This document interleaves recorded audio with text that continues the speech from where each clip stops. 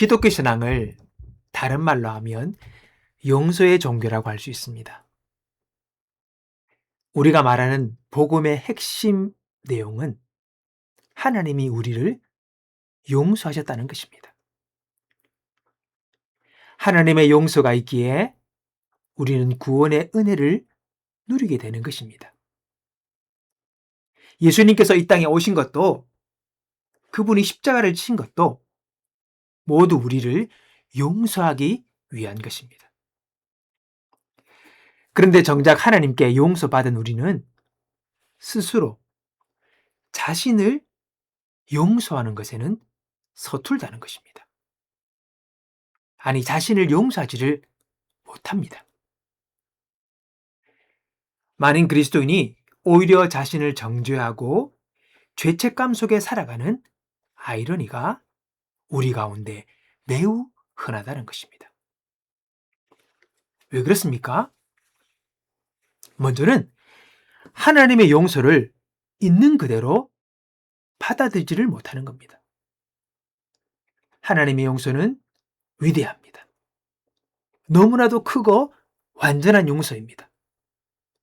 어떠한 죄인도 그 용서를 받으며 완전히 죄 사함을 받습니다.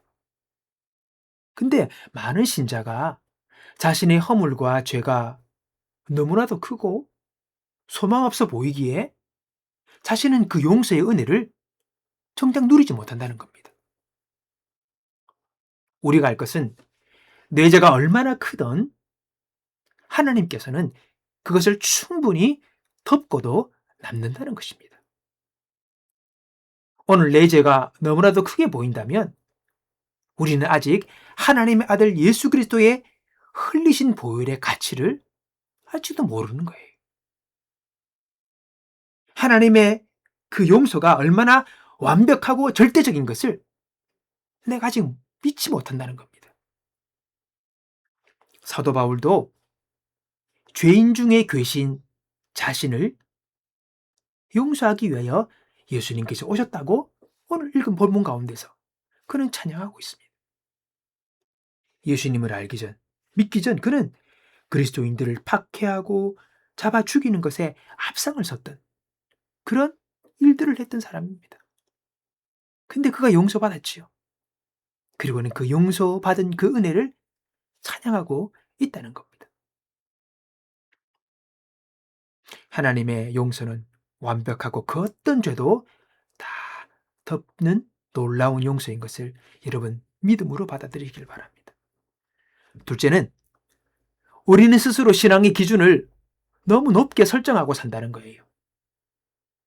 워치만니 목사님은 이런 말을 했습니다. 신앙인은 누구나 처음 신앙생활을 시작할 때에 각자가 그리는 신앙인의 모습이 있다. 그러나 그렇게 살아갈 수 있는 사람은 아무도 없다. 그렇게 말합니다. 우리에게 은혜가 임하면 정말 예수님처럼 살고 싶고 지극히 거룩하신 하나님의 그 모습을 내가 담고 싶습니다. 은혜가 클수록 더 그 마음이 커지게 되는 거죠. 그래서 우리의 처음 신앙의 출발과 함께 그리는 신앙인의 상이 너무 높습니다.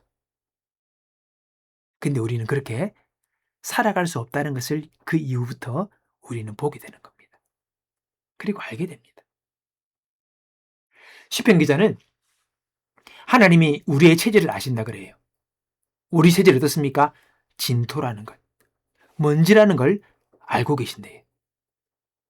우리의 근본이 진흙이고 먼지로 만들어진 존재라는 것, 근본적으로 연약하고 부서지기 쉬운 존재라는 것, 죄와는 완벽하게 분리될 수 없는 육체를 가지고 있는 존재라는 것, 그것 하나님이 다 아신다는 거예요. 그래서 우리는 하나님의 은혜가 필요하고 하나님은 우리에게 기꺼이 용서와 긍휼을 베푸시는 분이라고 시편 기자는 고백하며 찬양하고 있습니다. 여러분도 자신을요 그러려니 하십시오. 여러분은 천사가 아닙니다. 여러분이 바라고 그리는 완벽한 그리스도의 삶을 살아낼 능력이 여러분에게는 없습니다. 그러므로 자신에게 용서를 베푸십시오. 나는 대단한 존재가 아닙니다. 나는 용서가 필요한 존재입니다. 우리는 그것을 알아야 합니다. 자, 그렇다고 내가 진토이고 늘 범죄할 수밖에 없는 존재라고 해서 나는 형편없는 존재인가? 하나님 나를 형편없다고 그런 보시나? 그게 아닙니다. 그건 다른 문제입니다. 내가 그러한 존재라고 해서 하나님이 나를 형편없이 보시지 않아요. 연약하고 부족해도 실수하고 넘어져도 너는 내가 피 흘려 값주고 산 내 사랑하는 아들이요 딸이라고 하십니다. 네가 소중하다고 말씀하시고 너는 존귀하다고 말씀하십니다. 그건 다른 겁니다. 다른 문제입니다. 나를 향한 하나님의 사랑은 영원토록 변함이 없다고 주님은 말씀하십니다. 할렐루야. 마지막으로 우리의 죄와 실수로 인해서 그 결과를 내가 지금 현실 속에서 그것 때문에 고통을 당하고 있을 때 우리는 그것들을 보면서 끝없는 죄책감 속에 살아가게 된다는 겁니다. 그렇습니다. 나의 실수와 또 죄로 인한 그 결과가 뻔히 지금 내 눈앞에 보이는데 우리가 마음이 편할 수가 없잖아요. 그래서 그것 때문에 우리가 자책하게 되고 죄책감 속에 우리는 시달리게 되는 겁니다. 봐라, 니 때문에 그렇잖아. 네가 그래서 그렇잖아. 니는 어쩔 수 없어. 이런 마음들이 우리에게 드는 거예요.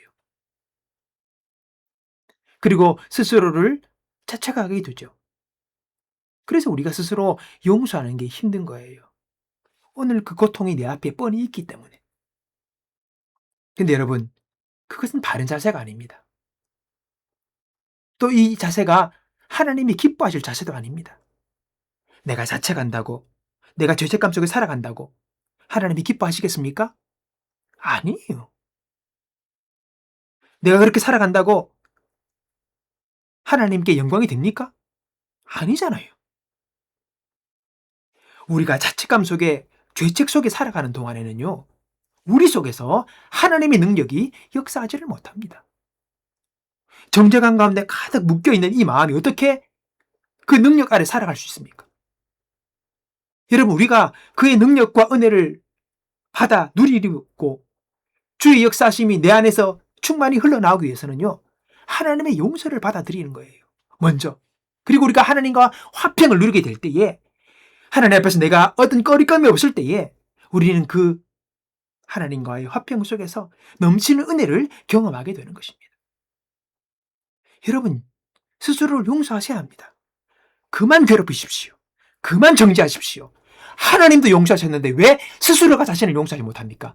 하나님보다 더 낫습니까? 하나님보다 더 의롭습니까? 왕 대신 하나님께서 나를 용서하셨고 너를 죄 없다라고 말씀하시는데 왜 스스로를 자책하며 살아가십니까?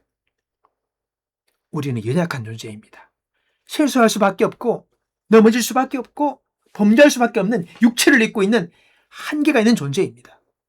그러기에 주님 끊임없이 우리에게 용서를 베푸시고 오늘도 우리에게 새롭게 이 아침에 긍휼을 베푸시고 우리를 새롭게 하시고 우리를 씻어주시고 우리를 의롭다 하시고 날마다 새롭게 우리에게 내가 너를 사랑한다.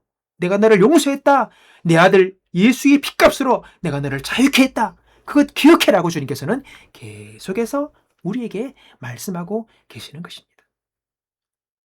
여러분, 오늘 자신의 자의식 때문에 하나님의 용서를 받아들이고 또 자신을 용서하지 못하는 그 어리석은 삶을 살고 있지 않습니까? 자신의 죄 문제를 스스로 해결하려고 붙들고 있는 것, 그 자체가 교만입니다. 기독교 신앙은 자력 구원이 아니라 타력 구원입니다. 예수 그리스도께서 구하시는 거예요. 하나님이 구원하시는 거예요. 오늘 우리는 그 하나님의 구원을 받아들이고 그것 붙들고 그것 믿고 우리는 살아가는 것입니다. 여러분, 용서하십시오. 스스로에게 긍휼을 베푸십시오. 덮어주십시오. 수고한다라고 여러분 격려해 주십시오. 오늘 내 모습 그대로 하나님은 저와 여러분을 사랑하십니다. 그거면 되지 않습니까? 우리 날마다 예수 그리스도의 이름을 의지하여 또 일어서는 것입니다. 또 일어서는 것입니다. 그것이 인생입니다. 오늘 그 예수의 이름을 의지하여 또 다시 우리는 고개를 주님께 돌리고 스스로를 자책하거나 책망할 것이 아니라 오늘 주님이 주시는 힘과 능력과 그의 용서를 내가 받아들임으로 우리 안에 소망을 가지고 새로운 희망을 가지고 새로운 힘을 가지고 일어서는 것입니다. 여러분, 용서하십시오. 용서를 받아들이십시오.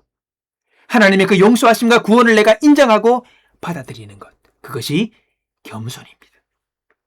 그것이 믿음입니다. 그것이 구원이요, 그것이 생명입니다.